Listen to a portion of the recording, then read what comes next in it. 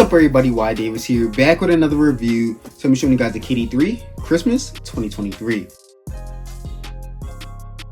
Alright guys, these just came out yesterday at boutiques and most House of Hoops. It officially released for the first time in 2010, back when you could wear basketball shoes with casual wear and people wouldn't say anything.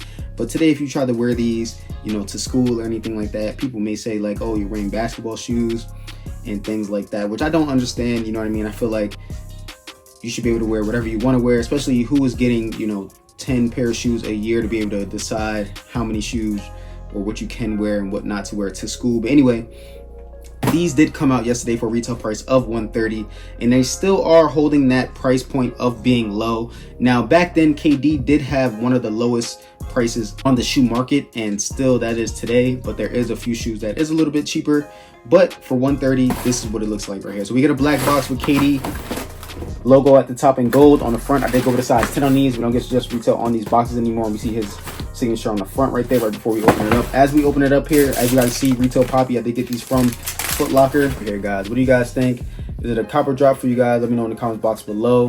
All right, these are still sitting in some House of Hoops. There is no resale on these, so these will be pretty easy to get in my opinion. This isn't like an Ant Pearl or a Galaxy or something special that a lot of people know about, especially the newer crowd and generation these days, you know what I mean? But this is the shoe right here. What do you guys think, man? Let me know in the comments box below. At the bottom of the shoe here, as you guys see, we get some Nike Zoom KD plastic over top of that, some yellow traction pads on here, which is really good in my opinion.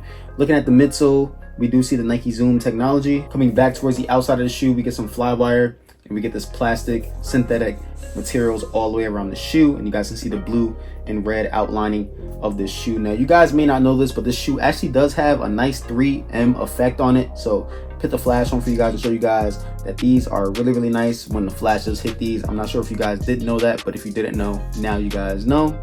Show you guys that real fast on all sides of the shoe.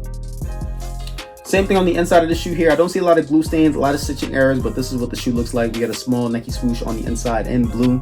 Get a little bit more of that plastic.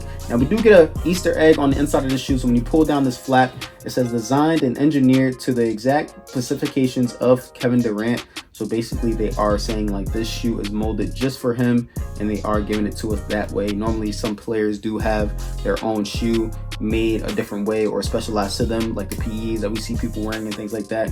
But they are saying that we are getting the same exact thing that KD does have inside his shoe. At the front of the toe box right here, we do get some perforated holes for breathability. And these won't crease up as easy as other shoes in my opinion because of the material used. But we get this nice yellow on here with a little bit of speckles if you look really close to it.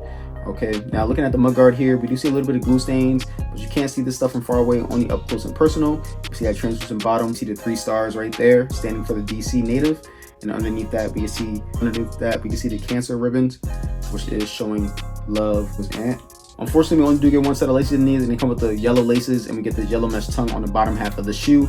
Coming up towards the top half of the shoe here, we get KD's logo and KD, and we get a little hole there to help us put on the shoes easier, and it's outlined or inlined in some red right there.